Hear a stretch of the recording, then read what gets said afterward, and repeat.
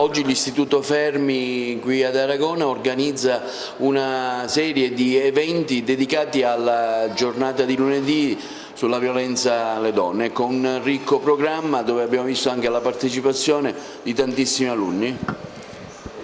Sì, anche quest'anno l'Istituto Enrico Fermi è presente nell'organizzare alcuni avvenimenti in occasione della giornata internazionale contro la violenza sulle donne. Questi incontri sono sviluppati sia nelle varie sedi, sia a Racalmuto dove ci sarà un convegno lunedì, ma quello di oggi che è qua ad Aragona. Quello di oggi è particolarmente interessante considerato che è un po' alternativo, perché in realtà, a parte gli interventi da parte dei nostri ospiti, è stato realizzato in concomitanza insieme con gli avvocati di Agrigento, e quindi abbiamo oggi due pièce teatrali, una che è stata realizzata dagli avvocati, appunto dicevo, di Agrigento, e l'altra dei nostri alunni.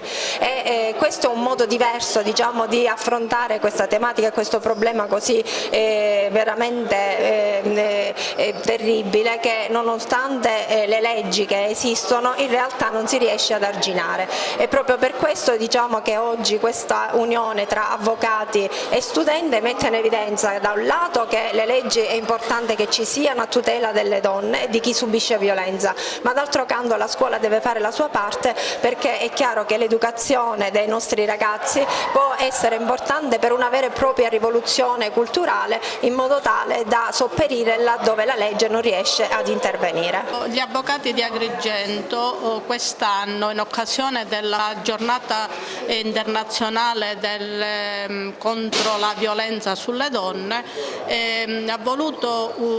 uscire fuori dalle aule del Tribunale per entrare nelle aule scolastiche, e questa è una prima tappa di un percorso che intende portare avanti nelle scuole, proprio per mandare un messaggio di sensibilizzazione